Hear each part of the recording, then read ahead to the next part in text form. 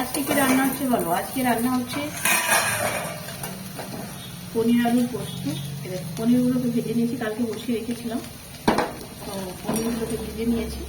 এবারে ভাজা করছি আলুটা লেগে যাচ্ছে, আলু রুটি খেতে গিয়ে একটু ছিঁড়ে পাচ্ছি, আলুটা পরে লেগে যাচ্ছে, একটু কম করে ভাজা করছি। আলুগুলো মোটামুটি তেলে সিদ্ধ হয়ে গেছে, লাটে লাটে, তো দেখো সিদ্ধ হয়ে গেছে। এবার আমি নামিয়ে দেবো। এবার কড়াইয়ের মধ্যে ওই কড়াইয়ের মধ্যে দিয়ে দেবো তেল।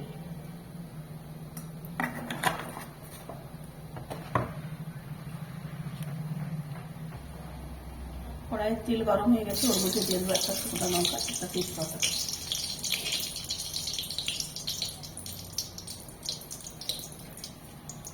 ওর মধ্যে দিয়ে দেবো বেটে রেখেছিলাম গোলমরিচ, লবঙ্গ, এলাচ, দারুচিনি।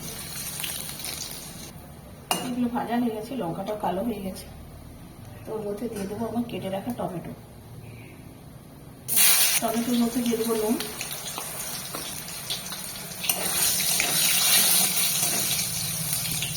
ভাজা টমেটোটা ভাজা হয়ে যাচ্ছে, এবার মধ্যে দিয়ে দেবো আদা বাটা।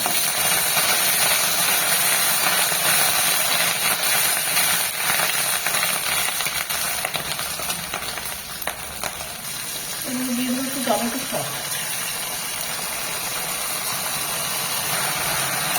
ভালো করে ভেজে নেবো। এবারে ওর মধ্যে দিয়ে দেবো পরিমাণ মতো লঙ্কা গুঁড়ো, পরিমাণ মতো হলুদ, একটু কষিয়ে নেবো।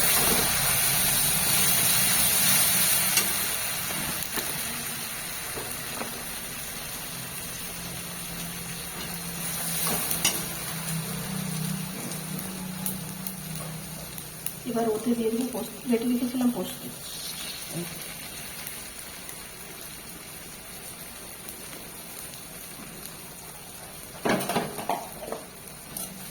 ভালো করে ভেজে নেবো এটাকে।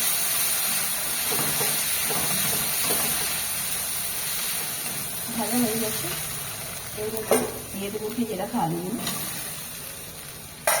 আর ভেজে রাখা পনিরগুলো।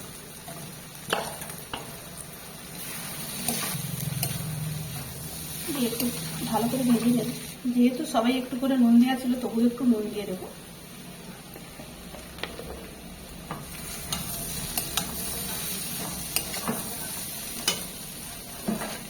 একটু জল অ্যাড করি,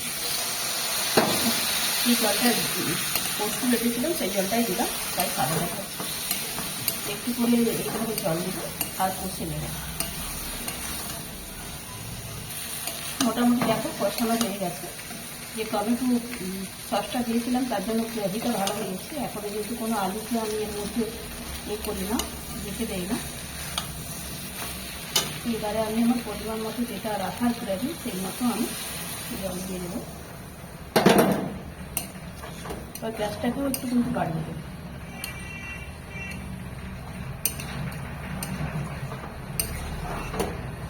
দেখো আমার পনির রান্না কিন্তু হয়ে গেছে। এবার আমি গ্যাসটাকে বন্ধ করে দেবো। এবার এটাকে নামিয়ে দেবো। যেটা আছে এটা কিন্তু ঠান্ডা হলে আলু আর পনিরে টেনে নেবে, মাখা মাখা হয়ে যাবে।